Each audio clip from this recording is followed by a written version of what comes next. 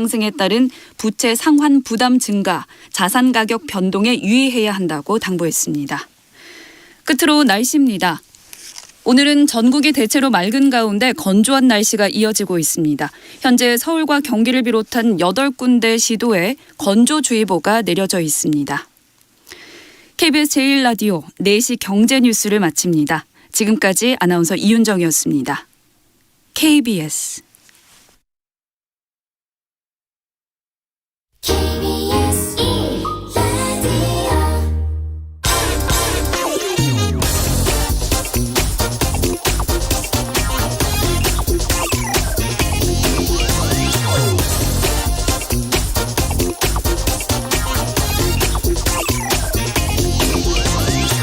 네, 부동산 시장이 빠르게 조정되고 있습니다. 특히 집을 팔고 사야 이게 거래가 이루어지는데 이 거래가 지금 거의 실종 상태라고 합니다.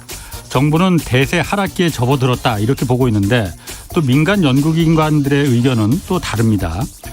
60여일 앞으로 다가온 대선 역시 부동산 대선이다 이렇게 말할 정도로 대선 후보들의 부동산 공약 하나하나가 이 집값에 지금 변수로 작용하고 있습니다. 아무래도 올 한 해 우리 국민들 가장 큰 관심 가운데 하나가 부동산 문제일 겁니다. 그래서 오늘 신년을 맞아서 전문가 2분 모시고 집중적으로 오늘 부동산 문제 한번 좀 살펴보겠습니다. 네, 경제와 정의를 다잡는 홍반장, 저는 KBS 기자 홍사원입니다. 홍사원의 경제쇼 출발하겠습니다. 유튜브 오늘도 함께 갑시다.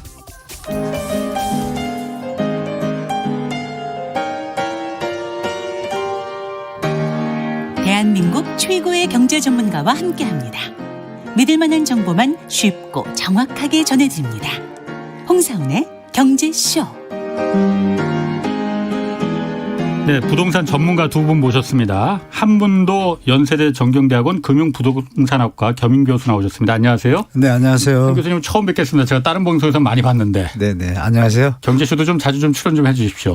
아유, 감사합니다. 네, 그리고 김열매 NH투자증권 선임 연구위원 나오셨습니다. 안녕하세요. 네, 안녕하세요. 회사로 옮기셨네요. 아, 네. 회사로 옮겼습니다. 네. 좋은 일로 옮기신 거죠? 네, 앞으로 더 열심히 하겠습니다. 알겠습니다. 먼저 2분 새해 복 많이 받으시고요. 네, 새해 복 많이 받으세요. 일단 거래량부터 좀 한번 좀 김 연구원님. 네. 거래량이 지금 역대급 절벽이라고 하는데 네. 어느 정도 상태입니까?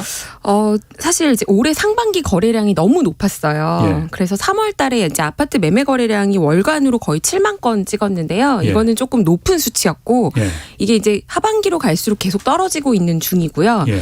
그러면서 지금 11, 12월에 더 떨어졌다. 예. 이렇게 보시면 되고 최근에는 지금 12월 데이터는 아마 4만 이하로도 떨어졌을 수 있다. 이렇게 지금 예. 얘기가 되고요.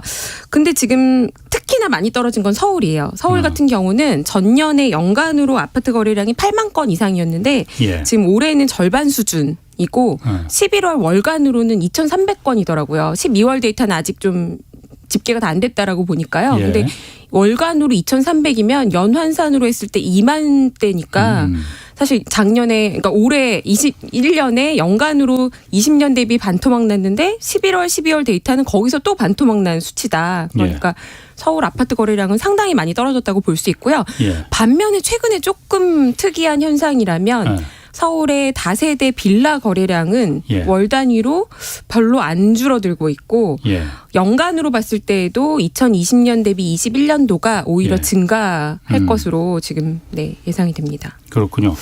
그 집값과는 별개로 일단 거래량이 이게 절벽이다라는 거는 일단 한 교수님 그거는 어떤 의미예요? 그러니까 집값이 저는 큰 의미가 있다고 봅니다. 그걸 다른 예를 하나 말씀드리는데요. 지금 이제 전국적으로 이제 연구원님이 잘 말씀 주셨고 서울 일단 프라이스 리더니까 거기만 이제 정확히 말씀드리면 서울 2006년도부터 이 통계가 나왔는데요. 그러니까 이 18년째인가요? 18년 동안 1,000대 거래한 것이 딱 3번 있습니다. 그러니까 월 서울 아파트의 거래량이. 그러니까 금융위기 IMF 때 그리고 글로벌 금융위기 때 그리고 2019년도에 12, 16 대책 나올 때 2-3달 정도. 그게 다 몇 달뿐이 없어요. 그런데 지금 이제 2000대는 이제 10월 얘기고요. 네네.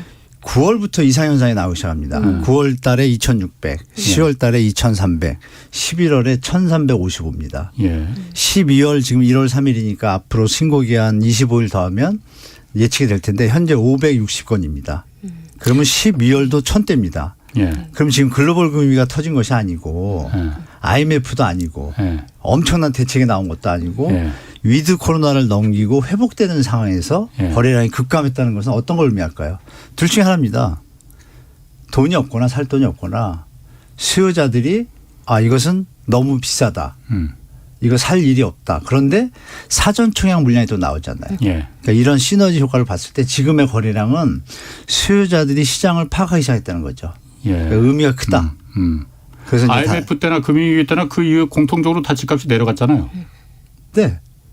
내려가서 어려울 때가 1000대라는 얘기죠. 네, 제가 그러니까 수치가 약간 전쟁이- 헷갈릴 수 있어서 한번 말씀드리면 네네. 제가 말씀드린 수치는 서울 아파트 같은 경우는 전체 거래량이고요. 그러니까 증여나 다른 거래까지 포함한 거고 교수님 말씀하신 아닙니다. 수치는 증여는 매매 포함이 안 거래 됩니다. 포함이 매매 안 거래만 해서 네. 더 줄었다. 네, 그거는 맞아요, 맞습니다. 맞아요. 매매 거래 맞아요. 더 줄었습니다. 네. 증여가 뭐 사실 실거래 매매가 더 맞아요. 중요한 실제 거래라고 네, 봐야 네, 되는 거잖아요. 네, 그럼 그렇죠. 그거는 1000대까지 지금 내려갔다 이거죠. 그 1000대라는 수치가 의미가 이제 지금 12월도 만약에 1000대를 이어진다면 우리가 추세라고 봐야 되잖아요. 예.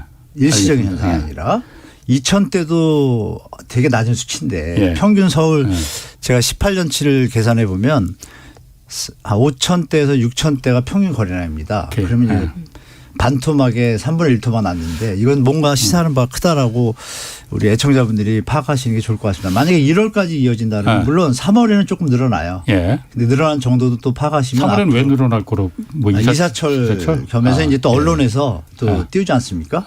주택의 어떤 근데 분위기를 이제 띄우기 원래 때문에 계절적으로도 12월, 1월이 연간 중에 가장 거래량이 그렇죠. 작기는 한데 이번에 감소한 폭은 좀 크긴 그렇죠. 큽니다. 네. 알겠습니다. 그럼 두 분께 제가 이거 물어볼게요. 네. 그 집값에 거품이 껴있는 건 맞는 거잖아요. 지금 얼마나 껴있다고 보십니까? 먼저 김희영부터. 그러니까 지금은 이제 이렇게 보셔야 될 것 같아요. 노동소득 대비해서 우리가 프라이스 투 인컴 레시오라던가 그러니까 소득 대비해서 집값으로 하자고 하면 역대 최대로 비싸요. 그래서 정말 비싸다라고 얘기할 수밖에 없고요. 예. 그런데 이제 거품의 여부에 대해서는 사실 좀 조심스럽긴 해요. 모든 지수가 역사적 고점인 건 분명히 맞고요. 예. 다만 이제 최근에 보시면 최근 몇 년간 우리가 얘기한 게 이제는 투자의 시대라는 얘기도 할 정도로 예. 전 국민이 노동소득만으로 살기 힘든 거는 대한민국만 그런 게 아니라 투자를 굉장히 열심히 하세요. 그래서 이 자본소득을 다른 데서 얻는 사람들이 많아지고 있고 집도 갈아타기를 정말 열심히 하거든요. 예. 요걸 감안하면 예. 단정적으로 이게 너무 거품이라서 뭐 붕괴 직전이다 이렇게 얘기하기에는 과거 대비 좀 양상이 달라지고 있다. 자본에 마련할 수 있는 루트 자체가 예. 기본적으로 그냥 월급만 있는 게 아니다라는 게 이제 과거 대비 좀 차이가 있지 않나 싶어요. 비싼 건 분명히 맞죠. 뭐 거품이 지금 어느 정도 껴있다 그냥 쉽게 우리 일반인들이 좀 쉽게 예를 들어서 100점 만점이면은 거품이 지금 한 몇 점 정도로 껴있다고 보십니까? 글쎄요, 그거는 좀 가늠하기 어렵고요. 그래요? 저는 이제 이거는 너무 과하다 싶을 때가 그 기준의 잣대를 여러 네. 지표들이 있지만 제가 이제 가장 중요하게 보는 지표 하나는 전세 가격하고 매매 가격의 비율이거든요. 네. 매매가 대비의 전세 가격이 너무 비율이 그렇죠. 낮으면 네. 사실 예를 들어 그게 한 40%까지 내려간 적이 있어요. 서울은 최저점이 38%. 그러니까 2009년 1월 기준으로 가격이 가장 비쌌을 때 매매 가격이 10억이면 전세 가격은 3억 8천만 원이었다는 거죠. 그렇죠. 예. 그러면 이거는 실수요자 입장에서도 저도 그때 그랬어요. 저도 이 정도 가격이면은 무리해서 집을 사기보다는 전세로 좀 살아보자. 이렇게 볼 수 있는 가격대가 오고요. 그다음에 투자자 입장에서도 집값의 60% 이상을 현금을 넣어야 되면 이거는 상당히 무리하다는 거죠. 그런데 최근의 지표는 전세 가격이 워낙에 가파르게 오르는 바람에 이 전세가 매매가 비율이 전국적으로는 아직도 66% 정도고요. 그리고 서울 같은 경우는 지금 55% 정도예요. 그래서 고점과 저점의 중간에 딱 있더라고요. 그래서 이거를 가지고는 제가 오케이, 거품이다라고 단정은 또 못하겠어요. 한 교수님. 저는 꼭지에 왔다고 말씀드리고 꼭지를 넘었다고도 말씀드릴게요. 그 와중에도 신고가가 가끔 나오잖아요. 예. 그거는 이제 뭐 작전도 있지만 실제로 뭐 말씀드린 전쟁이 나도 집 거래는 되거든요. 예. 그러니까 이제 그 중에도 돈을 버는 분들이 어떤 아주 단적인 예인데 그게 이제 언론에 노출이 많이 된다는 사실이고 지표들이 여러 개가 있습니다. 지금 PIR 지수 말씀하셨잖아요. 소득 대비. 그게 18.5를 찍었는데 역대 최대입니다. 서울이. 그러면 최대로 비싸다는 얘기고 예. 그다음에 이제 주택 구입 부담 지수라는 게 있습니다. 그 주택금융공사에서 분기별로 발표를 해요. 그 수치가 노무현 정권 때 우리가 미친 집값이라고 했잖아요. 그때 수치가 162였어요. 162.4 정확하게. 그리고 올해 3분기 현재 시점에서는 184를 찍었습니다. 그럼 미친 집값 때 그게 상당히 높아가지고 그 뒤로 이제 우리가 하락을 했잖아요. 물론 글로벌도 겹쳤지만 예. 근데 명확한 글로벌은 이어진 것이고 그 전에 이미 한 6개월 이미 내려가기 시작했거든요. 예. 그럼 그 수치가 뭘 의미하냐면 중위소득 가구가 중위 평균 가격의 주택을 구입할 때 그 원리금 상환에 소요되는 비율을 얘기합니다. 그래서 예. 그 수치가 200이면 자기가 버는 돈의 50%를 평균적으로 뭐 단순하게 비교할 수도 있겠죠. 50%를 투입한다는 얘기예요. 예. 그 얘기가 뭐냐면 아까 말씀드린 그 지수에서 거의 꼭지에 왔다는 얘기인데 그것이 어디에서 나타나냐면 이 한은 금융보고서가 연말에 발표됐잖아요. 예. 이게 연관되는데요. 예. 거기서 보면 우리가 이제 취약성 지수라고 있습니다. FIV라고. 있습니다. 예. 거기서 한 세 줄을 박아놨는데 증권 채권 시장에 대한 지수하고 예. 부문이 세 부분입니다. 그리고 이제 금융 부문하고 예. 그다음에 부동산 부문 이렇게 부동산 금융 그렇지. 이렇게 예. 세 가지로 나누는데 주식하고 예금 금융시장의 어떤 취약성 지수는 50하고 60대입니다. 좀 낮아졌어요. 네, 안정권이다 그러고 예. 이게 이제 수치가 0에서 100까지인데요. 예.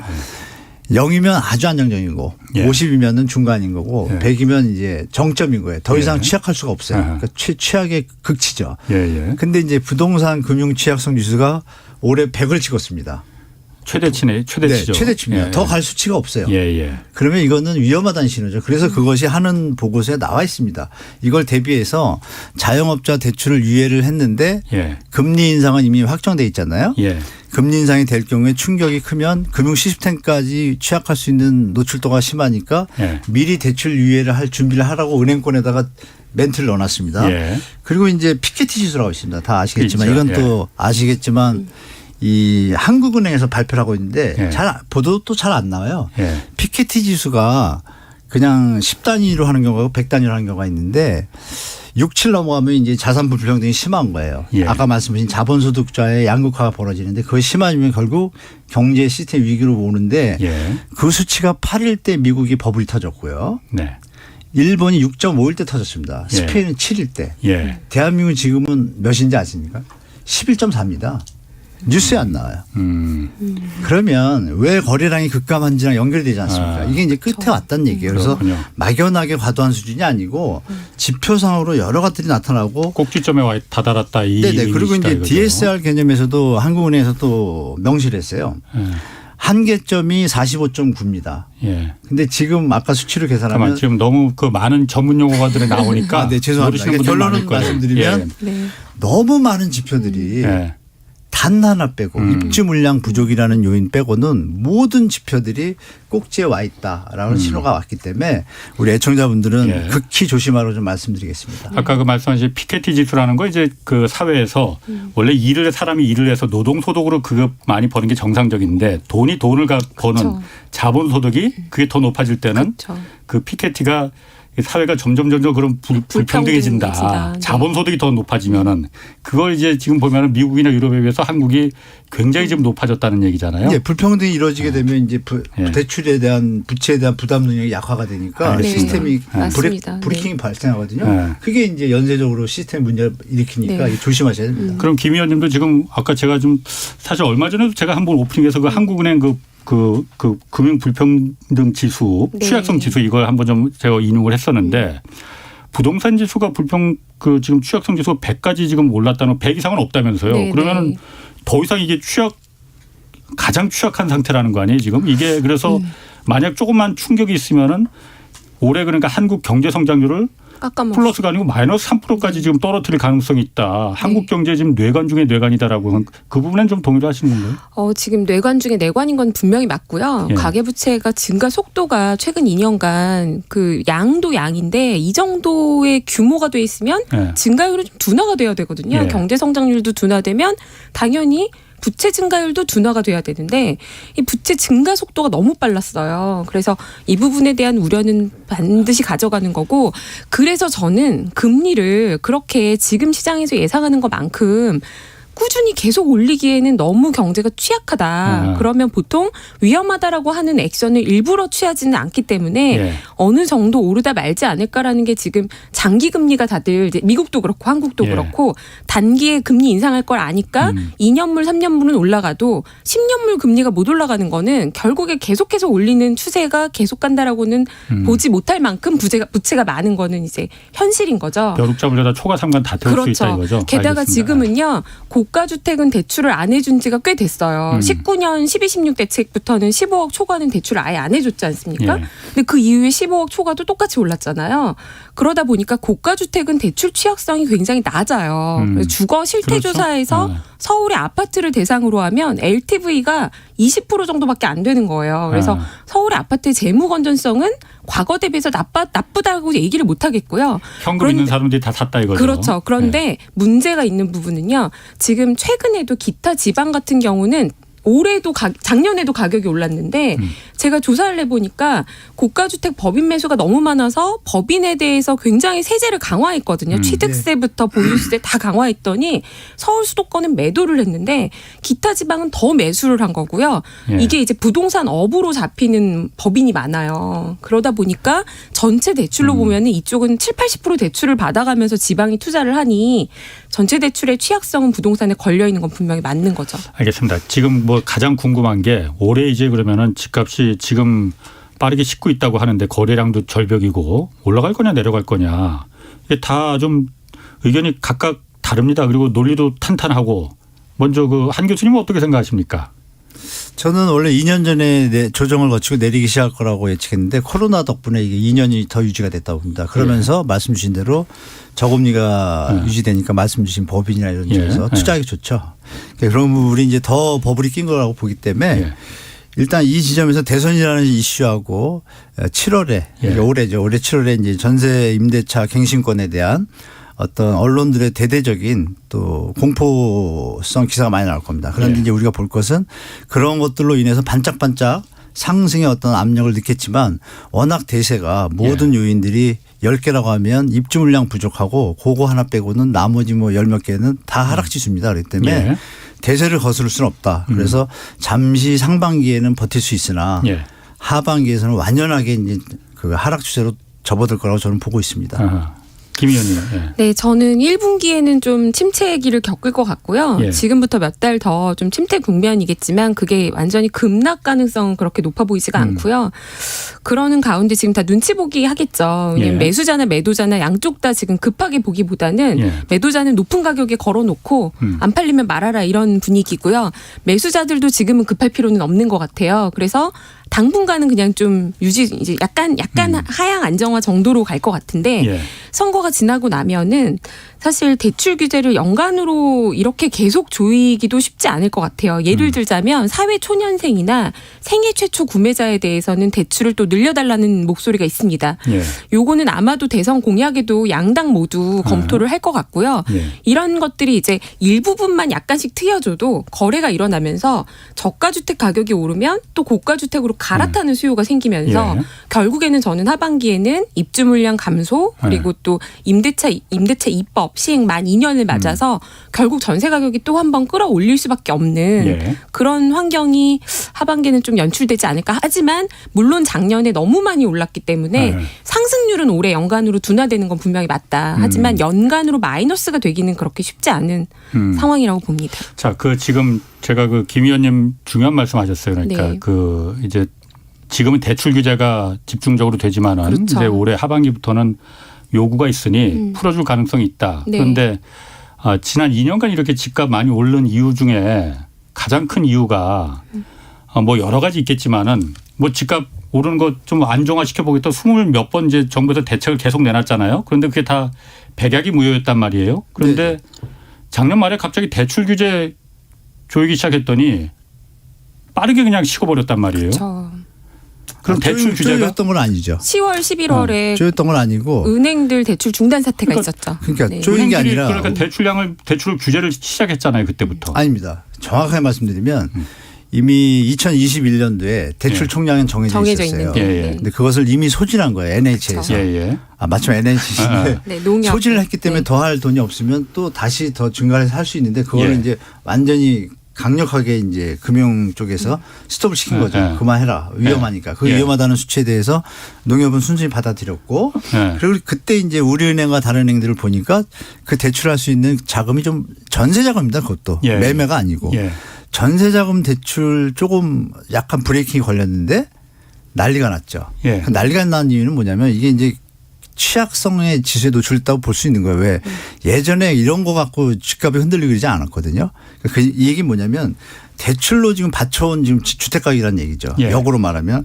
그런데 지금 우리나라 가처분 소득 대비 가계부채 비율이 북유럽 4개국 빼고 세계 1위입니다. 예. 그럼 이 수치도 또 하나 말씀드릴 게 미국이 버블이 터질 때가 140. 예. 일본이 터질 때가 136입니다. 그 가처분 소득 대비 가계부채 예. 비율이. 예. 지금 대한민국은 190입니다. 그렇구나. 이것도 꼭지예요. 예. 더 이상 뭐 대출 규제 완화해달라는 얘기는 그러니까 실수요자를 대변하는 듯한 명분을 삼아서 시장 편향적인 자, 분들과 그러니까 그 얘기는 조금 저 뒤에 좀 가시고요. 제가 먼저 네. 궁금한 거는 이거거든요. 네. 어쨌든 대출 규제를 했든 은행에서 대출할 돈이 다 떨어져서 그랬든 네. 대출이 안 되니까 집값이 빠르게 지금 식은 거잖아요. 그렇죠. 예. 제가 궁금한 건 네. 정부에서 이걸 몰랐냐 이거예요. 그러니까 처음에 집이 오를 때 네. 20몇 번 부동산 대책 내놓는 대신에 물론 그 코로나 사태 때문에 금리를 제로 금리로 낮추고 돈이 필요한 사람들한테 돈을 대출 안 해줄 수는 없었을 거예요. 그렇지만은 그 대출해 주는 돈이 집 사는 데 들어가는 거는 막았으면은 이렇게 집값이 미치지는 않았을 거 아니냐. 왜 그걸 안 했느냐. 저는 그게 궁금하거든요. 알고선 안 했느냐 아니면 모르고선 안 했느냐. 그 범인이 코로나입니다.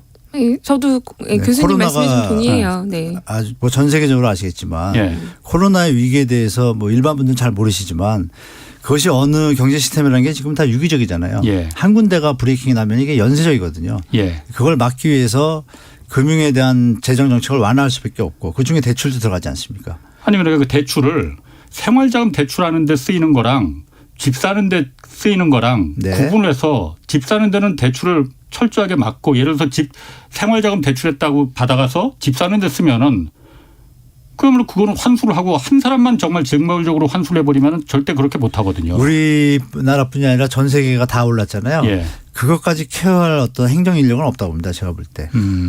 그 시스템이라는 것이 다 각 예. 부서에서 하잖아요. 뭐 총괄해서 해야 되는데 예. 대한민국도 뭐 금융위원회, 금융감독위원 다 의견 틀리듯이 여러 가지 의견들과 또 다양한 계층이 존재하기 때문에 대출을 막았을 때 건설회사의 어떤 뭐 집단 대출도 연결되고 많은 뭐 연쇄적인 어떤 시스템이기 때문에 예. 함부로 갑자기 줄일 수는 없는 거죠. 예. 저 작년에 벌어진 사태는 총량에서 이제 많이 소진되다 보니까 잠시 브레이킹이 걸린 건데 예. 그것이 이렇게 클 거라고는 정부도 예측을 못했을 거예요, 사실은. 예. 근데 그것이 결국은 취약하다는 것을 대변하는 어떤 현상이 나타났다고 보는 게 더 예. 합리적일 것 같습니다. 그 다주택자에 대한 대출 규제는 이미 강화가 돼서 네. 코로나 이후에 다주택자가 대출을 받아서 집을 사는 건 힘들어졌어요. 아닙니다. 코로나 이후가 아니고 네, 네. 코로나 이후 1년 이후. 그렇죠. 1년 네, 빼고는 네, 네. 다주택자가 대출을 받아서 하는 거는 이제 법인 형태 투자 지방에 지금 네. 엄청 가 있는 요거 말고는 수도권에서는 상당히 쉽지는 않은 상황이거든요. 예. 근데 실수요자, 무주택 실수요자가 집을 사는데 코로나로 풀린 유동성이 집을 사는데 못 가게 한다. 요것도 상당히 좀 어려운 문제죠. 기술적으로 방법이 없나요? 아니 기술적으로 방법이 없다기보다는 무주택자가 생애 최초 주택을 마련하는데 사실 그거는 본인의 판단이지. 예. 그래서 이제 DSR 규제는 했지만 갚을 능력이 되는 사람이 집 사는데 그 대출도 집값 너무 오르니까 해줘서는 안 된다. 이거는 너무 이제 시장을 통제하려는 정책이라서 아마도 그렇게까지 정부가 무주택자한테까지 하는 거는 어차피 어렵지 않았나 저는 그렇게 보고요. 이 11월, 12월에 나타난 최근에 이제 은행의 대출 중단 사태는 말 그대로 가계부채 증가 속도가 너무 높으니까 예. 더 이상 해줄 한도가 없다 해서 예. 일어난 일이라고 보고 올해 들어와서 DSR을 그러니까 더 강화하지 않습니까? 예. 그러니까 정부가 할 수 있는 거는 좀 더 건전하게 해라라는 방침인 거지. 예. 누구한테 해주고 이게 집 사는데 가지는 못하게 해라. 특히 무주택자가 사는 거에 대해서 요거는 좀 어렵지 않나. 그렇군요. 네. 그럼 대출 규제로 지금 집값이 물론 그것 때문인지 아닌지도 모르겠지만 어쨌든 공교롭게 시점이 딱 그 대출이 없어지기 힘들어지면서 집값이 빠르게 식었는데 김 의원님은 하반기에 분명히 선거 끝나면은 대출에 대한 요구가 분명히 있을 테니 그럼 대출이 다시 이제 좀 그 늘어날 테고 지금은 은행들의 그 대출 총량도 줄여놨어요. 그렇죠. 그거 다시 늘릴 가능성이 있고 네. 만약 그렇다면은 집값이 다시 불안정해 지금 취약성 지수가 100이라는데 네. 더 올라갈 수도 있는 거 아니에요? 더 불안해질 수 있는 거 맞아요. 아니에요? 불안해질 수 있는 거죠. 그러면 불안해질 정책 수 있는 당국자들은 거고. 네. 대출에 대해서는 지금 고승범 위원장, 금융위원장 같은 경우는 대출에 대해서 지금 굉장히 매파적인 입장이란 네, 말이에요. 네. 이거 풀어줄 가능성이 있습니까? 왜냐하면요, 그러니까 왜 그렇게 보냐면요, 그러니까 그 2021년도에 가계 부채 증가율을 정부가 원래 가이드라인으로 잡았던 거는 6%를 상한으로 잡았었는데 예. 그거를 10월달에 지금 넘어갈 뻔한 거예요. 간당간당 해버리니까 이제는 좀 더 지켜라. 예. 이렇게 한 거거든요. 그럼 22년도에 가계대출 증가율을 지금 정부가 얼마를 잡고 있느냐 요걸 보셔야 되잖아요. 예. 그게 뚝 떨어져서 1% 이런 게 아니고요. 4, 5% 정도로 보고 있어요. 예. 그러면 1월 달부터 3월 달, 4월 달 요 정도까지 타이트하게 가져가게 되면 그다음에는 작년만큼의 무서운 속도 증가율이 아니라 약간 완만한 증가율을 허용하겠다라고 저는 해석이 된다는 거죠. 그렇군요. 네. 한 교수님은 어떻습니까? 정부 대출 규제를 네. 다시 그러니까 정책을 그러니까 좀 지금은 타이트하게 하고 있는데 하반기 선거 끝나면은 뭐 어떤 분이 대통령 될지 모르겠어요. 예, 예. 뭐 그거에 따라서 좀 변수가 있겠지만은 그 대출이 좀 느슨해질 가능성 다시 있습니까? 느슨해질 가능성은 저는 실질적으로 없는데 표면상으로는 느슨해지는 액션은 취할 겁니다. 그게 무슨 말씀이냐면 이번 초에 얼마 전에 발표했거든요. 예. 금융위원회에서 전세대출 이게 주택 가격의 우리가 시스템에서 전세대출이 집값을 받친다는 건 다 알고 있지 않습니까? 그렇죠. 전세대출이 예. 없으면 집값은 이렇게 오를 수가 없어요. 맞습니다. 네. 전세대출 그냥 놔뒀잖아요. 네, 누구나 다 알고 있는 사실이죠. 예. 근데 이제 전세대출의 어떤 갭을 이용해서 또 갭 투자가 이어지니까 이거 예. 막아야 되는데 전세대출은 실수요자한테 필요하다는 명분이 있잖아요. 예. 이 대명분하에 유지돼 왔는데 지금 심하니까 예. 이 전세대출을 작년에 좀 줄여놨는데 예. 올해 이제 발표하면서 확대를 하는데 신문에 안 났어요. 뉴스에 또 보도에 안 나는데 내용은 이제 선수들은 이미 다 공유가 되는 거예요. 어떤 내용이냐면 보증금 한도를 5억으로 했습니다. 예. 5억까지 보증공사에서 보증 쓰는 것이. 예, 맞아요. 근데 5억까지 하고 4억까지 대출해 주는데 예. 이걸 7억까지 올렸습니다. 네. 그럼 전세 가격 7억까지는 유지가 된다는 허용한다는 얘기예요. 거죠. 다시 네. 3억 정도 전세 가격 올라갈 수 있는 요지를 만들어 놨는데 아이러니한 건 뭐냐면 7억까지면 그러면 80% 계산하면 6, 7이 액수가 더 보증금이 대출 액수가 올라가야 되는데 예. 한도는 똑같아요. 액션이죠. 묘한 액션이죠. 조금 어려운 것 같은데 쉽습니다. 전세가 5억일 때 4억까지 대출해 줬어요. 그렇죠. 80%. 그럼 7억이면 7, 8, 5억 6천을 해줘야 되는데 해줘야 5억 6천을 안 해주고 4억만 그냥 해줬다. 4억 5억만 그대로 유지하는 거예요. 그러니까 이건 뭐냐면 전체 부채를 관리하겠다는 얘기죠. 이 기조를 본다라면 예. 쉽게 대출을 완화할 수 있는 것은 실수요자를 내세우는 시장 편향적인 계통에서 던지는 소리고 실수요자 입장에서는 전세 대출이든 매매 대출이 이 정도로 유지가 될 때 주택 가격 상방 압력보다는 하방 압력이 더 많이 발생하거든요. 예. 이게 중장 기조를 볼 때 국가 경제도 도움이 되고 이렇기 때문에 예. 제가 볼 때는 이제 언론의 역할이 더 중요한 상황이 됐다. 그리고 예. 금융권 내부나 한국은행이나 뭐 기획재정부나 이미 어떤 가는 방향성에 대한 포지션은 다 정해져 있다라고 저는 보고 있습니다. 모든 데이터와 문서들을 확인해 본 결과를 저는 말씀드린 겁니다. 그러니까 저는 이렇게 말씀드리고 싶어요. 네네. 대출 규제든 지역별 규제든 왜 네. 부동산 정책이 자꾸 시장을 잡지 못하고 시간이 조금만 지나면 다시 시장이 계속 살아나는 게 반복되고 있느냐. 그러니까. 전체를 규제할 수가 없는 거예요. 왜냐하면 전체를 다 규제하면 경제 성장률을 포기해야 됩니다. 예. 네. 그렇기 때문에 성장률을 내려놓으면 우리가 대출 조이고 돈이 없으면 당연히 떨어질 수 있죠. 예. 그런데 지역별 규제가 나오면서 핀셋 규제를 나왔던 거랑 마찬가지로 지금 대출 규제도 예. 전체 증가율을 둔화시킨다이지 확 꺾을 수가 없어요. 막을 수가 없고요. 정말 무시무시한 속도로 올라왔는데 이게 전체 증가율의 속도를 약간 낮추는 정도에서 전체를 DSR로 규제하는 것 같지만 어딘가가 자꾸 빈틈이 좀 더 받을 수 있는 틈이 자꾸 생기고 있는 거거든요. 이게 예. 돌아가면서요. 예. 근데 저는 선거가 지나고 나면 사실 저는 개인적으로 전세 대출을 완전히 잡으면 뭐 우리나라에서 전세는 사실 좀 특이한 케이스이기 때문에 예. 집에 대한 물건을 가지고 있는 것도 아니고 그냥 거주할 수 있는 권리만으로 대출을 받는다는 거는 상당히 좀 특이한 금융이라고 볼 수 있어요. 예. 그걸 국가가 보증까지 해준다. 그래서 요거를 안 해주면 월세가 상당히 많아질 것이고 그러면 아파트 가격은 지금 월세를 받아서는 도저히 이 가격을 따라잡을 수 없는 맞습니다. 예, 수익률이 나오고 있기 때문에 맞아요. 예. 월세가 조금 올라가는 거를 감당하면서 집값을 잡을 수가 있어요. 맞습니다. 근데 이렇게 되면 서울 같은 경우는 절반도 안 되는 사람이 자가 거주하고 있고 네. 절반 이상이 전월세에 살고 있죠. 뭘 감당해야 하느냐. 그 기간 동안에 전세에 살다가 보증금은 올려달라고 하는데 대출이 안 돼서 반월세로 가는 사람 이게 한 20% 그리고 이미 월세 살고 있는 사람이 25%쯤 돼요. 예. 이 사람들 같은 경우는 월세가 상승할 가능성이 꽤 있습니다. 예. 요거를 감당을 해야 된다는 거죠. 네. 그거는 상당히 제가 보기엔 쉽지 않다. 네, 그 이렇게 말씀 맞는데 보이는 거기에 거죠. 제가 좀 반론을 제기하면 네. 그건 이제 월세로 가면 금리 부담이 더 들어서 이제 지출 비용이 늘어나는 효과가 있는데 예. 지금은 그것이 조금 다릅니다. 왜냐하면 금리가 인상이 되거든요. 그러니까 지금 말씀드린 대로 지금 아파트가 월세로 계산하면 이 가격이 유지가 안 된다는 건 뭐냐면 예. 뭐 저 좀 용어를 써서 죄송한데 자본 환원율이라고 P는 I분의 R이잖아요. 그러니까 그 가격은 임대 수익에 대한 것으로 평가돼서 가격이 도출이 되는데 예. 지금 기대 수익률 예금이라고 그러잖아요. 금리가 올라가잖아요. 예. 근데 지금 전세 물건이 지금 거래가 잘 안 되거든요. 아파트가. 그 이유는 뭐냐면 월세로 가고 있어요. 그 이유가 뭐냐면 전세 대출 받은 금리가요. 예. 월세랑 광고랑 차이가 없습니다. 지금. 금리가 올라가지고. 예. 그러면 어느 바보가 예. 요즘 분들 스마트하잖아요. 예. 그러면 전세를 들어갔을 때 전세 대출을 받아서 이자 내는 돈이나 예. 월세 내는 돈이나 지금 똑같은 수준입니다. 지금. 예. 역전될 거예요. 올해는 이제 예. 또 올려가면. 예.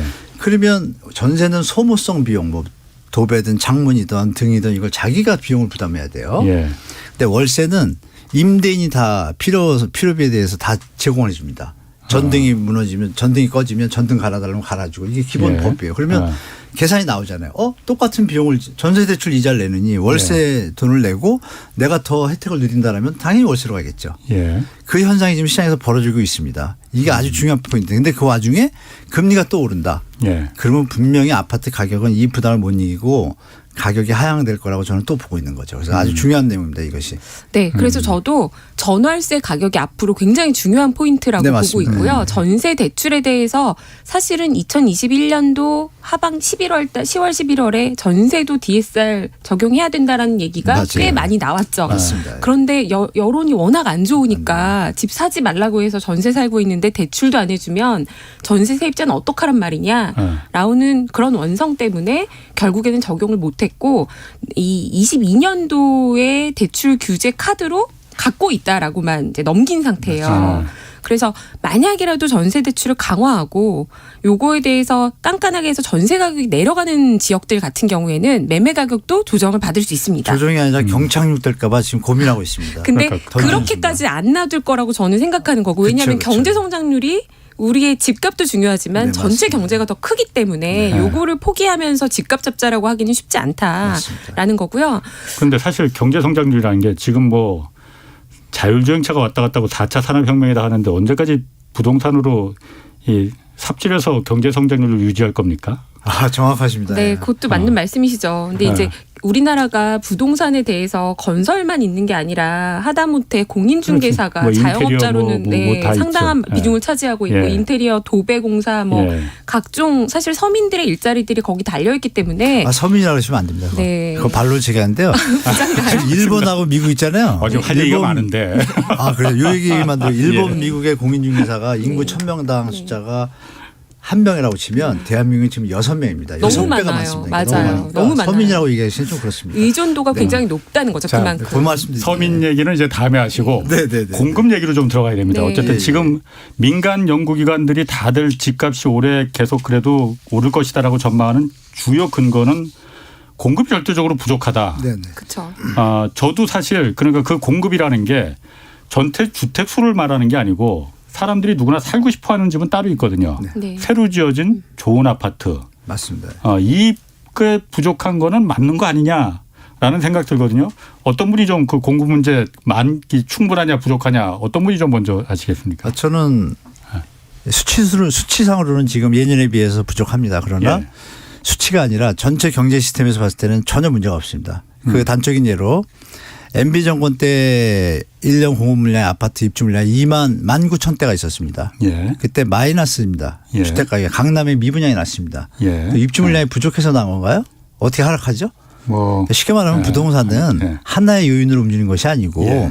수요 공급과 가격이 일단 안정적일 때 예. 지금 말씀하신 공급 부족이 일어나면 당연히 예. 수요가 늘어나니까 가격 상승 압력이 있지만 예. 지금은 지금 우리가 모두에서 말씀드렸던 것처럼 모든 부분이 거의 꼭지 정점에 와 있기 때문에 예. 하방 요인이 산재래요. 예. 주택 가격을 부담하기에 부담스러운 가격 수준에 왔기 때문에 입주 물량이 부족하다고 해서 과연 예. 그것이 수요로 들어왔을 것인가. 그거는 제가 볼 땐 모든 데이터상 어렵다라고 말씀드리겠습니다. 그렇게 말씀드리겠습니다. 그래서 저는 대한민국이 80년대 90년대 고도 성장한 후유증을 지금 우리가 보고 있다고 생각해요. 그러니까 10년, 20년 만에 이렇게 많은 아파트를 한꺼번에 지었던 나라가 없는 거고 아파트만 네. 많이 지은 게 아니라 사실 노태우 정부 때 200만 호 주택 건설 200만 호에는 많이 보시는 그 단독 다가구 다세대 빨간벽돌 집들이 지금도 일종 일반 주거 지역에 서울에도 꽤 많은 지역에 있는데요. 네. 이런 주택까지 포함해서 한꺼번에 200만 호를 엄청 지은 거죠. 예. 근데 이게 이제 노후화 사이클에 들어와 있다는 거고요. 그런데 최근에 규제로 인해서 사실 재개발 재건축을 하지 않으면 공급이 어려운 서울 수도권이 좀 이게 막혀 있었던 건 사실이고 예, 예. 그래서 지금 공급량이 안 늘어나고 있는데 그럼 이게 정책적으로 빨리 해결할 수 있는 문제냐? 예. 그러지 않다 보니까 공급 물량을 지금 늘리는 건 정부가 대단지 재개발 재건축은 단기에 더 큰 혼란을 만든다라고 해서 지금 중소규모 개발들만 계속 하라고 하고 있잖아요. 예. 그러는 과정에서 저는 제가 보기에는 아파트가 부족한 건 사실이고 예. 단독 다세대를 재개발하는 수요가 너무 늘어나다 보니까 오히려 밑에 저가 주택이 가격을 더 끌어올리고 있다. 저는 이렇게 보는 거죠. 그래서 아파트 공급 부족, 특히 서울의 아파트 공급 부족은 이제는 인정해야 되는 현실이 아닌가. 그래서 서울의 아파트 어쨌든 서울에서 누구나 직장에서 좀 가까운 데서 저만 해도 뭐 당연히 그렇습니다. 가까운 데서 좀 살고 싶고 그런 데가 당연히 또 집값이 올라가게 마련이고 그러다 보니까 말씀하신 대로 재개발 재건축 좀 이거 그거밖에 방법이 없지 않느냐. 뭐 일견 뭐 집 지을 땅은 많이 있다. 뭐 용산도 있고 뭐 그 중앙의료원도 있고 뭐 많이 있다고 하는데 어쨌든 재개발 재건축을 좀 규제를 좀 과도한 뭐 좀 풀어줘서 용적률도 좀 화끈하게 좀 높여줘서 많이 좀 공급을 늘려야 된다. 규제 재건축 재개발 규제 이거 풀어줘야 된다. 이거는 좀 어떤지 한 교수님. 지금 이제 말씀하신 게 지금 시장의 어떤 바라는 어떤 시장이 정부나 예. 바라는 어떤 방향인데요. 우리가 이제 원칙을 한번 생각해 보셔야 됩니다.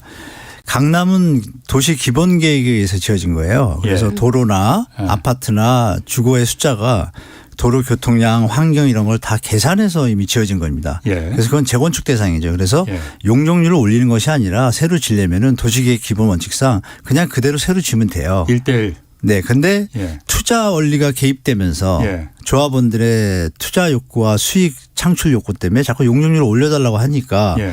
정부에서 볼 때는 도시가 좀 망가지겠는데 예. 기본계 그렇잖아요. 차가 100대가 다니는 지금도 차들이 저녁 되면 차량이 늘어나가지고 예. 막히는데 이걸 방치해서 용적률을 한없이 올릴 수는 없습니다. 예, 그렇죠. 근데 부득이하게 서울에 모자라다고 하니까 부득이하게 나온 대책이 늘 올려주면 반은 공공으로 환수해라 이런 예. 대책밖에 나오지 않잖아요. 그렇다면 재개발 쪽은 가능합니다. 그래서 정부에서 공공 재개발을 도입을 한 거예요. 그렇죠. 왜? 재개발은 예. 기반 시설이나 도시계획이 안 되어 있기 때문에 지금 충분히 타당성 검토를 도시계획에 맞춰서 하면 공급량을 늘릴 수가 있는 지역이거든요. 예. 그러니까 재건축과 재개발은 일단 구별이 돼야 되는데 맞습니다. 지금의 형태는 뭐냐면 4, 5년, 6, 7년 동안 전 국민의 부동산 투자 선수급이 되다 보니까 이런 분위기는 몰아가는 좀 분위기가 있어요. 그래서 결론은 다시 원칙으로 오면 정부에서 일관성을 가지고 간다라고 하면 신도시와 균형 발전이 답이지 예. 지금처럼 지금도 빡빡한데 예. 빡빡한 데다 또 더 짓게 된다라면 주거 환경이 열악해질 겁니다. 차라리 맨하탄처럼 일정 일단의 지역을 갖다가 용적률 3,000% 올려서 어마어마한 물량을 짓고 차는 못 다니게 하고 이런 지역이 있습니다. 뉴욕의 맨하탄 지역에. 예. 지금처럼 주거 문제가 복잡할 때 특히 청년층에 대해서 이런 식으로 명료하고 확실한 신호를 줘야지 일반 투자자를 위주로 한 재건축 뭐 용적률 완화 뭐 이거는 흐름이 아주 잘못된 겁니다. 이건 국민 경제도 도움이 안 되고 도시를 망가뜨리는 거라고 저는 보기 때문에 재개발 재건축은 만약에 사업성이 없다고 하면 용적률을 올려줄 경우에는 공유환수 공공으로 같이 가야죠. 예. 정상적으로 움직인다면 저는 적극 찬성하는데 그러니까 공공이 같이 그 용적률의 이득을 같이 공유하면 당연하죠. 찬성하는 네. 거고. 네, 당연하죠. 일방적으로 그냥 주택조합원 토지 소유주들의 이익으로 100% 간다는 거는 큰일 나는 얘기죠. 강남이 뭐 본인들의 돈으로 이렇게 발전된 건 아니지 않습니까? 정부의 세금과 국민의 혈세로 이루어진 도시가 강남입니다. 근데 그것을 왜 개인들이 다 독차지하지? 그것은 이제 공공의 어떤 공익성에도 전혀 부합되지 않는 논리이기 때문에 김 의원님은. 예. 일각에서는 이런 얘기도 해요. 예. 강남의 용적률 3000% 해줘버려라. 예. 그러면 말씀하신 대로 주거 환경이 지금도 길이 막히는데 예. 차를 도저히 가지고 다닐 수 없는 동네가 되고 예. 뭐 1500% 이렇게 지어버리면 다 50층짜리 지어버린다고 생각해 보세요. 그러면 일조권도 안 좋고 예. 조망권도 깨지고 예. 짓고 싶은 대로 짓게 해줘라라는 얘기도 나올 정도거든요. 지금 이 정도 집값이 오르고 나서는요. 재건축을 하지 않고 1:1 리모델링을 해도 몇 세대만 일반 분양이 나와도 또 사업성이 생기는 단지가 있습니다. 근데 예. 저는 이게 지금 1기 신도시부터 검토하는 아파트들이 꽤 있거든요. 이게 오히려 그 지역의 주거 환경을 더 우수하게 그대로 지켜주면서 예. 챙길 건 또 다 챙길 수 있다. 예. 그럼 이렇게 되면 그 지역에는 가구 수가 안 늘어나지 않습니까? 공급 효과는 없고요. 예. 일시적으로 멸실될 때 2, 4만 단위이기 때문에 그 예. 주변 지역의 전세 가격만 더 끌어올려요. 그래서 저는 이쯤 왔으면은 이제는 교수님 말씀하신 것처럼 어느 특정 지역을 예. 정말 서울 안에서도 용적률 왕창 높여주는 거를 눈에 보이게 하면 사람들이 좀 인정하죠. 예, 달라지지 않을까 이런 생각을 하고요. 그냥 그게 꼭 재건축이다 재개발이다 이렇게 나눌 거는 저는 좀 아니라고 보는 게 최근에 탄생하는 재개발한 아파트 단지들은 최종 단지가 이거는 너무 폐쇄적이에요. 저는 그래서 그 동네가 더 오른다고 생각해요. 무슨 얘기냐면요. 이제 공공 기반 시설을 그 재개발의 조합들이 기부 체납을 하기 때문에 이거는 사회 기반 시설을 일부 그 조합에서 내놓는다라는 의미로 재건축 초과이익 환수제를 재개발에는 적용을 안 하는 거거든요. 주민들에게 제공하는 재개발은 게 있으니까. 공공사업입니다. 행정부. 그렇죠. 예. 그런데 결과가 돼서 나온 아파트 단지를 가보시면요. 딱 철조망 둘러쳐 있어요. 그렇죠. 그리고 그 안에 이제 제가 이제 한국이 굉장히 특수한 상황이라고 보는 게 초품화. 초등학교를 품은 아파트예요. 공립초등학교가 단지 안에 있습니다. 예. 재개발에도 그렇게 되거든요. 예. 엄마들이 제일 좋아하죠. 제 주변에서도 가장 좋아합니다. 좀 이상하지 않습니까? 예. 공공시설로 기부 체납했다는데 어떻게 초품화라는 단어가 있을까요? 그러니까 이런 것에 대해서는 조금 우리가 다시 생각해 볼 만한 포인트가 있지만 재건축이랑 재개발이랑 이렇게 딱 나눠서 이렇게 하게 되면 제가 보기에는 지금까지 규제가 여기 배제하고 여기 배제하고 여기는 풀어줘. 이렇게 하게 되면 투자하시기에 오히려 더 편하신 것 같아요. 예.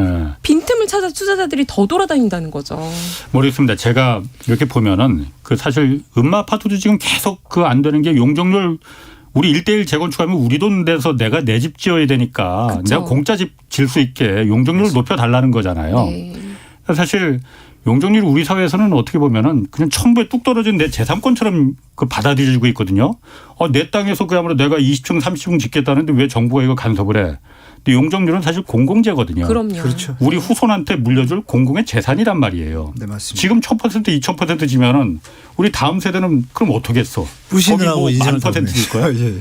그러니까 사실은 제가 용적률을 도심에서는 고밀도화 시킬 필요성도 있는데 지금은 그 용적률의 모든 이득이 그 주택조합원 개인들과 건설사들이 다 나눠 갖는 형식으로 맞습니다. 민간으로 다 들어가 버리잖아요. 그러니까 아까 한 교수님 말씀하신 대로 우리 맞습니다. 공공 재건축이라는 게 그거잖아요. 네. 자, 1000% 해주겠다. 대신 그 용적률 남아 들어가는 부분은 거의 공공이 다 갖고 가겠다. 민간도 조금 갖고 가긴 가라. 그런데 조금이 아니라 반반씩. 반반씩. 네네네. 저는 반도 더 사실 많다고 생각해요. 그걸 네. 왜 반이나 넘겨줍니까? 뭐 그런 부분에서 좀 합의를 이끌어낼 수 있으면은 공공이 좀 이를 좀 적극적으로 개입하려면은 주택 공급도 좀 늘릴 수 있고 이런 뭐 부분도 있지 않을까. 뭐 이건 제 의견이니까. 맞습니다. 저야 뭐 전문가가 아니니까. 자, 이것도 하나 제가 좀 궁금합니다. 두 분은 네. 한국 경제 전체를 봤을 때 아까 뭐 성장률 얘기도 좀 나왔었지만은 네. 앞으로 집값이 오르는 게 한국 경제에 좋은 겁니까? 지금처럼 이미 올라든 상태로 그냥 딱 스테이하는 게 좋은 겁니까? 아니면 내려가는 게 좋은 겁니까? 너무 어려운 말씀이세요. 그러니까 예. 정말 이제 저도 자식을 키우는 부모 입장에서 예. 이런 식으로 가파른 상승세가 계속 이어져서 노동소득으로 도저히 집을 살 수 없고 이제 예. 전월세도 부담이 되는 수준까지 온 거는 정말 너무 많은 사람들에게 좌절과 아픔을 주고 예. 이렇게 회사만 다녀서는 안 되겠다라는 사람들이 늘어나는 것도 사회적으로 좋은 현상은 아니라고 생각해요. 예. 그런데 이게 이제 전세를 껴있는 이 구조에서 예. 집값이 약간의 하향 안정화는 필요하지만 여기서 급락하는 거는 또 그렇게 바람직한 현상은 또 아니거든요. 예. 그래서 오르는 상승률이 지금 사실 그런데 급락하길 바라는 사람 꽤 많이 있습니다. 그렇죠. 그분들 마음도 저는 이해는 해요. 예. 얼마나 지금 속상해요. 지금 예, 몇 년 예. 만에 웬만한 게 2배가 됐고 예. 전세 사시고 월세 사시고 너무 힘드시죠. 예. 근데 이제 과거 대비해서 이미 올라버린 건 현실인데 정부 입장에서 그럼 어떻게 할 것 같냐. 이게 집값이 무너지는 정도가 되면 앞에 말씀드린 것처럼 부동산 관련된 업종, 건설 관련된 업종, 온 자영업자들이 상당히 힘들어지는 일이 당장 직격탄을 맞거든요. 예. 그럼 또 살려야 됩니다. 그래서 네. 너무 큰 폭의 하락은 정부가 그걸 만들려고 일부러 하기도 어렵고 예. 당연히 예. 그 약간의 하향 지표만 나와도 다시 이거를 또 살리려고 하는 액션을 취해야 할 정도로 한국 예. 경제가 부동산의 의존도가 이미 높아져 있다. 예. 그래서 상승률이 좀 둔화되는 게 예. 이제는 더 이상 너무 급하게만 안 올라도 예. 최선의 정책이 예. 아닌가 저는 그렇게 봅니다. 한 교수님은요? 일단 대한민국 가구 수가 2,100만 정도 되는데요. 다주택자가 한 200만 가구 됩니다. 그러면 90%의 국민한테는 주택 가격이 하락하는 것이 큰 도움이 될 것이고 단기적으로는 말씀 주신 경제 시스템의 경착륙은 위험합니다. 그래서 그 한국은행에서도 이미 경고를 했고 이 부분은 다 알고 있고 말씀 주신 경착륙할 경우에 건설사나 이런 관계자들이 부도가 나게 되면 또 시스템에 브로킹이 발생하니까 그걸 막기 위해서는 하향 안정화인데 이 부분에 대해서는 정부는 방향을 정한 것 같습니다. 그래서 제가 볼 때는 하향 안정화 되는 것이 제일 대한민국 경제에 도움이 될 것이라고 보고 예. 개개인의 가계 주체, 가계 기업 정부에서 뭐 세금 덜 들어오는 거 외에는 부작용이 없습니다. 제가 볼 때 하향 안정화가 슬로우 패션으로 간다라면 예. 대한민국이 제도화 갈 수 있는 최고의 어떤 환경이 되겠죠. 예. 그래서 가계들의 어떤 부담이 줄면서 가처분 소득이 늘면 내수가 늘어날 것이고 모든 전환 현상이 발생하는 모든 원인의 제공의 기본이 주택 가격의 하향 안정화 다만 슬로우. 예. 저는 그렇게 바라고 있습니다. 근데 제가 걱정되는 건 이거예요. 매매 가격을 잡으려고 하다가 사실 정책이 잘 안 됐고 21년도에 더 급등이 한 번 더 나왔지 않습니까? 그런데 그 상황에서 갑자기 이제 발의된 게 20년도 하반기부터 임대차법이잖아요. 예. 그러고 나서 전국적으로 지금 전월세 시장은 여러 가지가 또 이것도 맞물린 거긴 하지만 어쨌거나 폭등했어요. 예. 앞으로 매매 가격을 잡으려는 가운데 저는 전월세 시장의 양극화가 매매 시장에서 몇 년 동안 봐왔던 그 흐름이 이제는 전월세 시장에서 나타날 양상이 훨씬 더 높아지고 있다고 보거든요. 전월세 시장의 양극화? 네. 그래서 전세, 월세 고가로라도 내고 들어가겠다라는 동네는 예. 전세 가격, 월세 가격이 여기서 더 올라갈 여지가 있고요. 왜냐하면 예. 다주택이 허용이 안 되기 때문에 네. 1주택 갈아타기도 그렇게 쉽진 않거든요. 예. 근데 이제 일시적으로라도 살아야 되는 수요가 있는 지역들 같은 예. 경우에는 전세, 월세가 올라가면서 더 똘똘한 한치를 방어해줄 가능성이 높아지는 거고 예. 반면에 지금 다주택 규제가 있으면서 굉장히 취약해진 거는 아무 개발 호재도 없고 이제 더 이상 수요가 없을 것 같은 지방 지역들의 전세 매매가 붙어버리는 지역들이 생겨요. 예. 이거는 뭐냐면 다주택 공급자가 없다는 거죠. 집을 사서 줄 사람이 없는 거예요. 예. 이런 지역 간의 간극이 괴리가 앞으로 더 벌어질 것이다. 예. 저는 그렇게 봅니다. 네. 그렇군요. 자, 그러면은 지금 다주택자 얘기 나왔어요. 그래서 저는 전월세 시장의 안정화가 저는 지금 더 오히려 시급하지 않나 그렇게 보고요. 그 다주택자들이 어쨌든 전월세 시장을 공급하는 공급 뭐 지금 그렇기 때문에 여러 가지 혜택도 주고 그러다가 좀 부작용도 좀 맛본 거잖아요. 네. 근데 지금 어쨌든 다주택자에 대해서 중과세 하겠다 그러니까 빨리빨리 나머지 필요 없는 집들 다 팔아라 했는데 안 팔았단 말이에요. 한식으로 양도세 열어줬잖아요. 열어준다고 하잖아요. 아직 열어준 건 아니지만은. 이거는 효과가 있습니까 없습니까? 저는 100% 효과가 있습니다. 아하. 라고 봅니다. 왜냐하면 다주택자분들이 지금 종부세 부담을 가중시킨 것은 다주택자분들이 이제 매도하라는 신호를 준 건데 정부에서 예. 정부에서 요번에 좀 미스를 했죠. 예. 양도세 중과를 같이 걸어놓은 거예요. 그럼 팔아야 되는데 예. 양도세 중과 비율이 좀 강합니다. 예. 징벌적인 요인에 의해서 2주택자는 71.5%, 예. 3주택자 같은 경우에는 하나를 팔고 싶어도 예. 82%를 내야 되다 보니 예. 상식적으로 팔 일이 없죠. 누가 봐도 자본주의 시장에서 성립하지 않는 어떤 상황이 돼버린 거예요. 예. 그래서 이 부분에서 다주택자들이 본의 아니게 증여나 팔지 못하고 들고 계신 그렇게 거예요. 됐고. 정권이 바뀌기를. 그러면 이제 이번에 던진 후보들이 던진 그 부분은 효과가 있을 당연히 거다. 효과가 있을 수밖에 없고 매물이 더 나오면 당연히 하방 압력률이 작용돼서 가격 안정에 분명히 도움이 될 거라고 봅니다. 김 의원님은. 저는 이제 일시적인 하락 요인은 될 수 있으나 예. 다주택자 양도세 중과를 면제해주면 예. 다주택자는 어떤 액션을 취할 것이냐. 어. 본인이 갖고 있는 여러 채 중에 예. 가장 나중에라도 안 팔릴 것 같거나 예. 영원히 들고 가고 싶은 소중한 자산은 지키려고 할 것이고. 똘똘한 한 채. 네. 예. 그리고 좀 곁다리의 변방에 있는 것들을 먼저 예. 처분하려고 할 거예요. 요거를 그 지역의 실소유자가 살 가능성이 있기 때문에 저는 자꾸 이제 뭔가 인위적인 규제가 이상한 흐름을 만들고 있다는 생각이 좀 들고요. 일시적으로 그렇게 해서 매도해서 자금이 생기면 다주택자들은 보통은 뭐 다른 이제 비주택 투자도 하지만 건물 투자나 땅 투자도 하지만 알겠습니다. 이제 본인 거기까지 하셔야 집을 될 것 또 같아요. 더 똘똘한 한 채로 갑니다. 알겠습니다. 아이고 오늘 두 분 열띤 토론 고맙습니다. 한문도 연세대 정경대학원 교수 그리고 김열매 NH투자증권 선임연구원 함께했습니다. 자 고맙습니다. 네, 지금까지 감사합니다.